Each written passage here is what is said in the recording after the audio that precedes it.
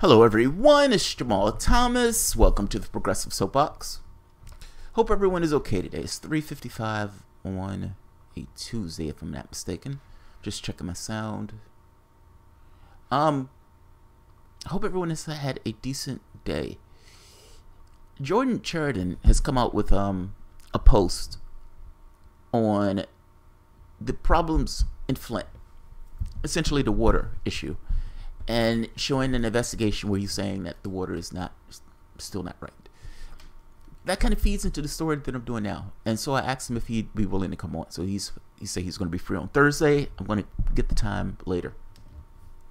In the mornings when I do my show, or before I do my show, my wife tends to get up early. I am bad at getting up early in the morning. So before I drag myself up, I tend to look at the news stories that are on for the day to figure out what strikes my fancy. What is the thing that jumps at me? What is the thing that pisses me off? What is the thing that I care about? Something that jives with my own self-interest. And then I try to juxtapose that against what my audience wants to hear about, or what my audience may be interested in hearing me talk about. Most of my morning was spent on one story. And I ended up reading about the tribute before I even got to the actual thing itself. Meaning, I read, it was something in the tribute that stood out at me so much. I often say pot allows me to hit my heart center, but I wasn't even, it was early in the morning. I just woke up. It wasn't pot. It was how I typically operate. Looking at this story, and it bugged me. It dug into me. If, most of the reason, like the reason it happened, like it is utterly contemptible, the reason that it happened. And I'm talking about the Grenfell Tower thing, by the way. There was a tribute held in London today, over the last few days. If there's a car accident, at least in my head, how I process a society, just as rational human beings and how we operate, if a person hits somebody by accident, fair enough. Now, me as a human being is not going to try to find something wrong with if something happened in this case. I understand that people are people and things happen, and sometimes accidents, as bad as they are not necessarily repugnant. They're just accidents. This was a fuck up. Nobody necessarily intended. Based on the way things operate, this just happened. There wasn't a human fault into this process. If that person accidentally hit someone on a bicycle, that person wasn't intoxicated, that person wasn't drunk. Just the way it turned up, fair game. People are annoyed, but they walk away. No fault. But if there's fault, meaning if that accident takes place and I find that guy was hammered, then what am I to do? Me as a society, I'm stuck with this disposition of saying, I need to prevent this from taking place. Now, if it was me, I would say, hey, let's have a technological solution where we have automated cars. We don't have to worry about human beings driving. That guy could be as wasted as he wants to be. The only thing he can ever really do is program in an area where he wants to go. If he's too drunk for that, then fair enough. The world is good. Maybe another technological solution that's a little bit more low tech that stops a person from getting into the car if they're wasted. Whatever, something. At the last part of that, I pass a law saying, look, we don't like it when you're inebriated and drive. We frown upon that because there's been multiple cases where people have died because of those things. If there is fault, something should be done. And the outrage, if there's fault, kind of goes into this thing of, why did it take place? How do we prevent it from taking place? But before we get to the second part of how do we prevent it from taking place, I kind of want to know why. And sometimes the why is repugnant. Meaning that guy being drunk and hitting a car full of kids is utterly repugnant, utterly incontemptible, utterly contemptible. I feel that way about this. I read some of the tributes to the Grenfell Tower, and I read the tributes before I read further into the story. And I got stuck on this one. And I read everything else with this in my head as I read through why the Grenfell Tower incident happened. And it angered me. I don't even live in Britain, and it angered me. Understand, the same reason that took place there was the same reason it took place in Flint, Michigan, where those kids were drinking lead water. cost-benefit analysis. Somebody did a cost-benefit analysis and came up to the conclusion that we have a cheaper way to do something. We have a more cost-effective way. We're going to have civilization on the cheap. And you had a lot of people who paid the cost for it. Listen to this particular story. This is in Socialist, what is it? World Socialist something.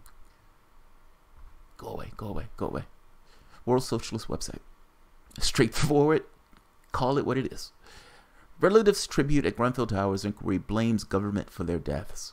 Before I get to causes, I want to read this part because this is how I read everything else, and I often say my channel is my perspective and how I process the stuff. Well, this was the beginning of my processing of this.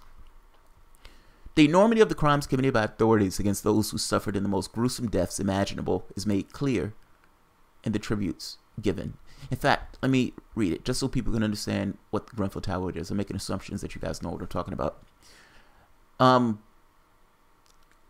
One of the towers in London plummeted. It wasn't one of the places that were essentially a lot of wealth and everything else, but they essentially put siding on these towers, despite that siding not necessarily being the best thing for towers, seeing it as it was essentially, it wasn't flame retardant. And you had several deaths. I mean, it was like 72 victims. Yeah, 72 people died in that tower falling. They're having a tribute to the people who died in that. One of the stories that I want to hit on is this one. On Wednesday, Marjorie Vittel, at 68, and her son Ernie, 50, were remembered in the video narrative by Marjorie's surviving son. He says, "You can see people downstairs in the building, the crowded building, and whatever. It got worse, and an hour later they're still in the building. I could see my mother and brother now, making secondary plans for survival, and going out of the window is not an option. They went to the top floor of the tower itself. Footage is shown of the stairs leading to the top of the 24-story tower. I imagine my mother practically being carried by my brother to the top floor. Amidst all that smoke, and there they are, fortunate to have an open door. We don't know if it was already abandoned or whatever. They entered the flat and they made their way to the bathroom. I imagine myself as my brother in that bathroom, filling the bathtub with water. We are now in the bath, and there is no way I'm leaving my mother, and my mother wouldn't leave me. And there's the sense of the security of that last moment of knowing you're not alone." The remains of Marjorie and Ernie were found in the tub with the narration explaining, "We now have evidence that their bodies were fused together with the intensity of the fire." The bereavement continues to castigate the government and the local authorities holding those responsible for the deaths. That's one story. And you can imagine there's 72 more of those. Or you can say that's two stories, and there's 72 more of those, or 70 more of those. That's profoundly tragic. And there is no way for words to ever really get that across. Words completely fail. You end up in this thing of trying to come up with analogies and everything else. I'm not going to do that. I'm going to just say it's utterly tragic. And you get to the point of asking, why on earth would something like this happen? Why on earth would you have a situation where this thing burns to the ground with the intensity that it burns to the ground? And it wasn't a situation where the way buildings normally burn, as far as I understand it, where it burns outward, meaning the fire takes place and it burns out. This was different because of the siding that these guys decided to put, the flammable siding that they decided to put up on the buildings, where it burned inward, meaning the fire was being drawn inside of the building. Let's look at why this started.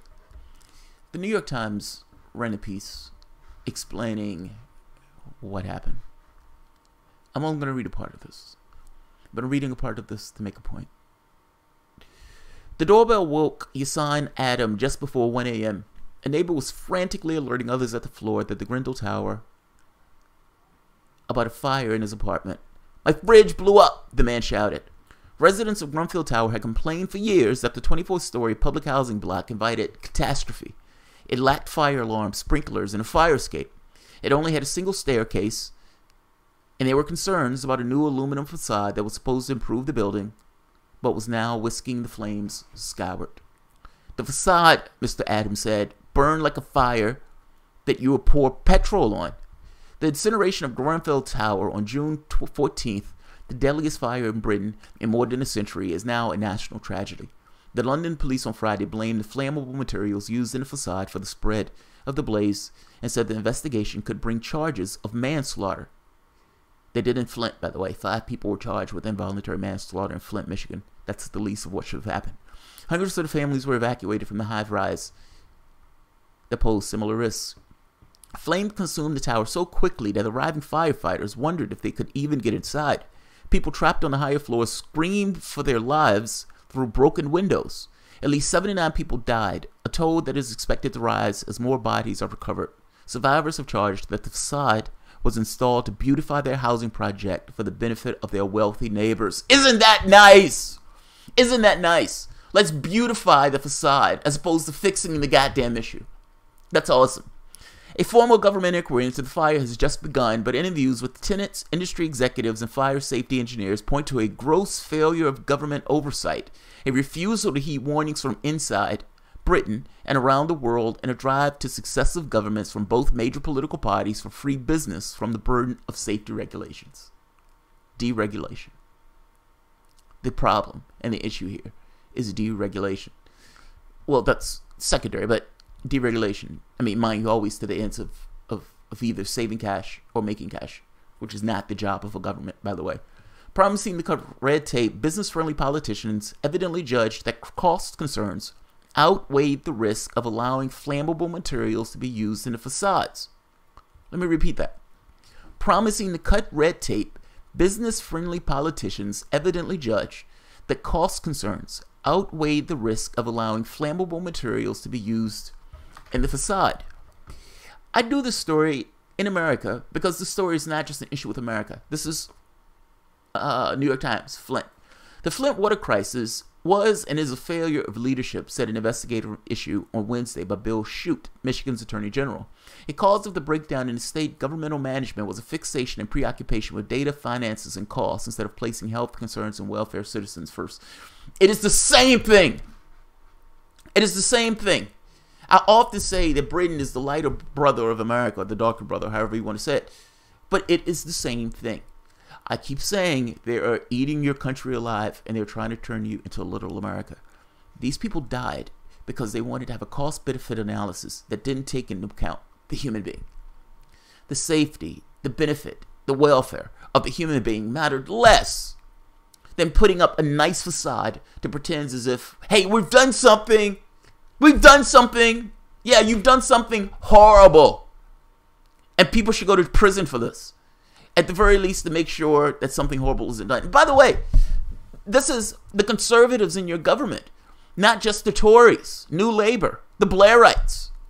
This was both governments that were responsible for this tower coming to pieces in the way that this tower came to the pieces. And heart-wrenching stories of the guy carrying his mother up to the bathroom so they don't burn to death alone. Business friendly. That's not the job of government. Let's keep going. A formal government promising to cut red tape right here. Flammable materials practice forbidden in the United States. Builders in Britain were allowed to wrap presidential apartment towers, perhaps several hundreds of them, from top to bottom in highly flammable materials, a practice forbidden in the United States and many European countries. And companies did not hesitate to supply the British market. Why would they? Their job is to maximize their profit. They don't give a shit about the societal concerns. The facade, installed last year at Grenfell Towers and panels known as cladding, and sold by Reynolds Bond PE, consisted of 2 sheets of aluminum that sandwiched a combustible core of polyethylene. It was produced by the American manufacturing giant Alcoa, which renamed Arconic after the reorganization last year. That mean it went bankrupt. Arconic has marketed the flammable facade in Britain for years, even as it has adjusted its pitch elsewhere. In other European countries, Arconic sale materials explicitly instructed that as soon as the building is higher than a firefighter's ladder, it has to be conceived with an incombustible material. Yeah, it has to be conceived with an incombustible material. And Arconic's website and the British customer said that only that such use depends on local building codes. It's like, hey, countries or governments that care about their people not burning to death in a tower probably shouldn't use this. Let's start right here. How is this possible? How is that possible?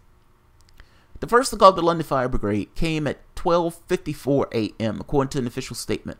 6 minutes later, as the first firefighters reached the scene, brigade veterans struggled to fathom the speed of the blaze. "That is not a real block with people in it," one firefighter exclaimed. His astonishment captured in a video that later was shown on the BBC and Sky News and was shot inside his vehicle as it sped towards the building.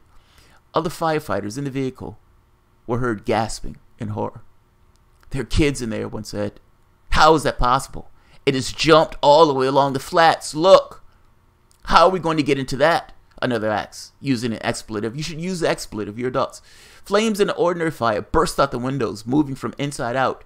Grenfell towers quickly burned in reverse, moving inwards from the building's exterior. The flames quickly tore upwards in streaks through the facade, filling the apartments with toxic black smoke. Torrents of orange and red branched out the first streaks and shot upwards. The flames encased the building in a cylinder of fire. "I have never seen such a phenomenal fire. A building engulfed top to bottom in flames," Danny Cotton, the London Fire Commissioner, said later that day. More than 200 firefighters battled the blaze. They brought 40 fire engines and other vehicles. "Committed hundreds of my firefighters into the building that at points looked like it couldn't possibly stand up due to the level of the fire. I actually felt physically sick with anxiety about what was happening," Mrs. Cotton added. But the firefighters went in.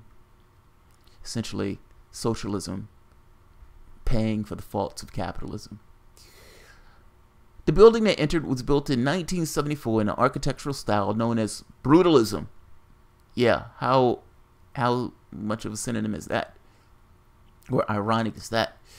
And the original concrete structure, built without cladding, was designed to contain a fire in one apartment long enough for firefighters to prevent it from spreading very far. But the building's floor plan gives a picture of what happened.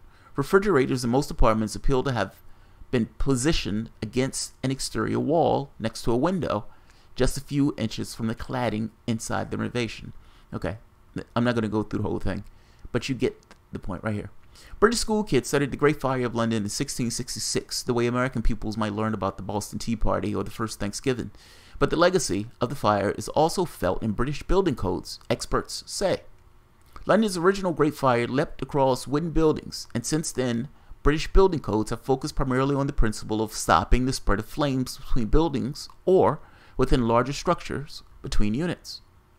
The fire prevention in Britain, "You put all your eggs in one basket," said it. Where is it? To a certain extent, we were hoisted by the petard of what happened here in 1666, the Great Fire of London, and we look at fire as a horizontal problem with a fire at one building affecting the exterior of another building. Guyton Evans, a fire safety advisor to the... Sorry, there's a glare on the light. It's making it difficult to read. Firefighter union said Parliament, "The problem with cladding is that it will, if it is able to, spread fire, and it would spread it vertically. The firefighters and engineers warned Parliament that British codes required only that aluminum be used in cladding-resistant ignition, even though the heat of the fire would breach the surface and expose the flammable materials inside. Nor did the British rules require a test to evaluate the risk in real-world conditions. If the cladding cannot resist the spread of the flames across the surface, then it will vertically envelop the building," Mr. Evans warned in testimony that now seems prophetic. In other words, the fire will spread to the outside of the building and it will go vertically. Many other fire safety experts will repeat those concerns in the following years. But manufacturers arguing against new tests or rules, using fire-resistant materials was more expensive and cost that industry advocates opposed, which is the whole point. Any changes to the facade will satisfy a singular requirement, such as fire performance, will impinge on other aspects of the wall's performance, as well as costs. Stephen Ledbetter, a director of the Center for Window and Cladding Technology and Industry Group, wrote in testimony to Parliament, "Fire-resistant walls," he added, "are not economically viable for the prevention of fire spread from floor to floor of a building.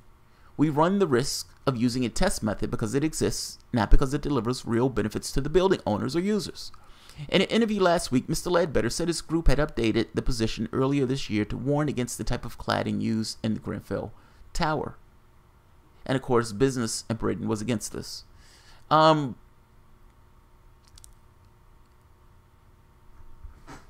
Look, they're having tributes now. What I will say is this. We sometimes have this idea in our heads of business. Business is this great thing. And at the end of the day, you may say there are aspects of business that are positive, fair enough. But let's be honest. Our system boils down to maximizing profit. When you're talking about the private sector, how do I get as much as I can get? And the further away you get from this kind of mom and pop thing, the more you get into this kind of rapacious thing of being completely disassociated from the societal effects of what the industry is doing. So yeah, I can do fracking in that particular in Ohio. I don't live in Ohio. I don't breathe the air in Ohio. I don't drink the water in Ohio. So what do I give a shit about Ohio? Ultimately, the business itself becomes disconnected from the community to which that business exists, or it used to exist. The point I'm getting here is their modus operandi is different than what the modus operandi of a government is. Get profit or die trying. That's the mantra of essentially business. How can I get as much as I could possibly make? If I need to push down labor, then I'm going to do that. If I need to get my products cheaper, I'm going to do that. I need to maximize my profit. But that is not the goal of state. That is not the goal of local governments. The goal of local governments is something that's fundamentally different, and it seems that New Labor and the Tories don't quite understand that. They're insisting on government on the cheap, and it doesn't work that way. Your government spends what the government needs to spend to do a job right. Just like in Flint, where they moved their water when they didn't need to move it. Again, cost-benefit analysis with the human being mattered less in that analysis. Same thing here. The human beings in these situations mattered less. That is entirely why that tower took place. It cost-benefit analysis. The reason why that guy had to graze his mother up to that floor and die with her in a pool of water in the bathtub was due to a cost-benefit analysis. Doing right was expensive, so let's do it on the cheap. Civilization on the cheap. They are ruining your country. They are utterly ruining your country. This should have never happened. This is a travesty. And yeah, there should be prosecutions to figure out who is responsible from a governmental standpoint of allowing this to slide. This is horrendous. It's utterly horrendous. Centrist Jamal Corbyn's labor are different.